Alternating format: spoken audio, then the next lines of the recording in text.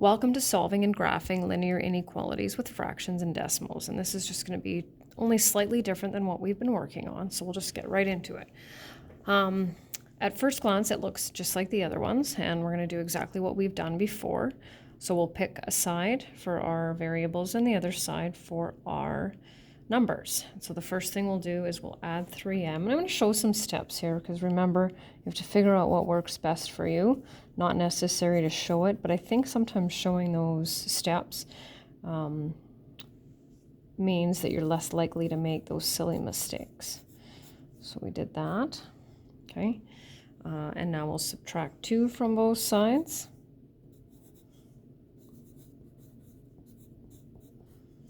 And we'll divide both sides by 8. And it's not necessary to show, for example, all or nothing.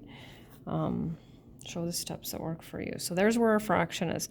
M is greater than or equal to negative 1 over 8. Now all that does is changes just a little bit the way that we do our graph. And so the way that it's the same as before, except that what we want to make sure is that we have the same difference between this number and this number as this number and this number. And it doesn't matter to me what you want to use.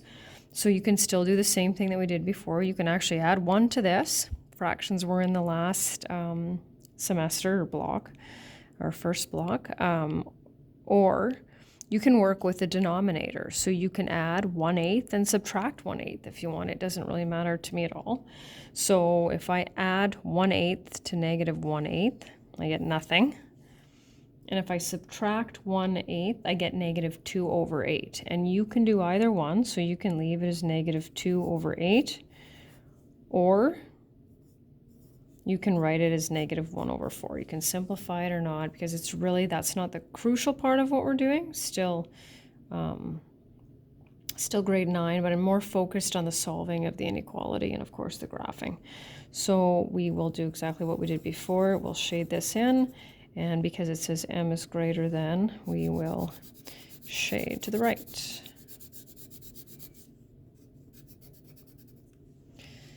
So that's the first one, and can I get this one to fit? Just barely. So this one has got decimals, and our calculator, of course, can handle those, so we'll do the exact same thing. So I'm going to bring my decimals, my variables over to this side by subtracting. So I have 1.3 plus 1.21. And now I'll subtract 1.21 from both sides. And we'll end up with negative 6.63. Still dividing by a positive number, so I don't need to worry about reversing the inequality.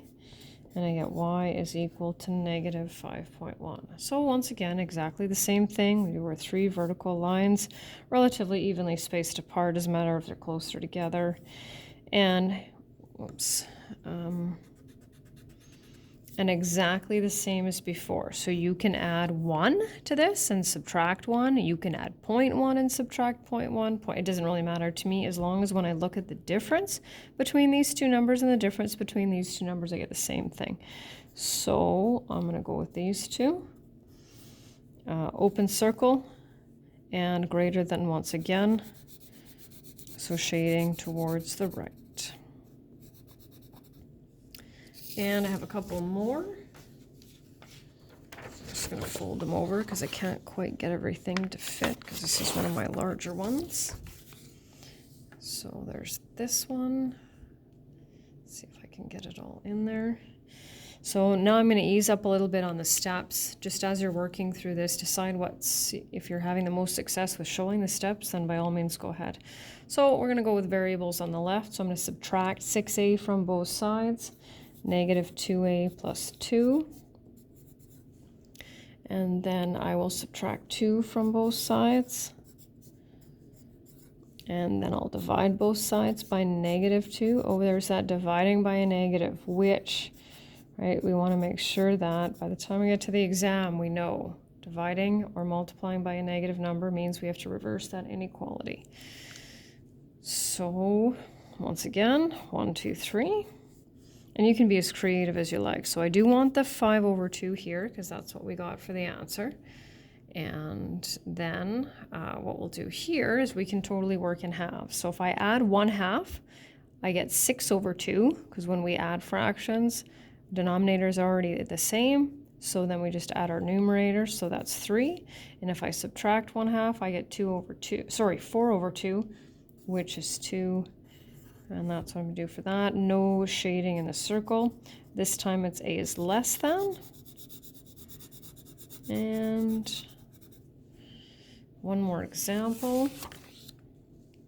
Oh, bringing back the brackets from first or second block. So that's solving with brackets. So we want to remember to take what's outside the brackets and multiply it by both terms inside the brackets one at a time. So 5 times n is 5n, plus 5 times 2 is 10, less than or equal to 2n plus 12. And then we'll do the same thing as we did before. So 3n plus 10 is less than or equal to 12. 3n is less than or equal to 2. Divide both sides by 3, and we'll just leave that the way that it is. And 1, 2, 3. So if we're going to work in thirds, if we add 1/3, we'll get 3/3, which is 1. And you can write 3/3 if you wish. If we subtract 1/3, we get 1/3. And shade it in circle, n is less than 2/3.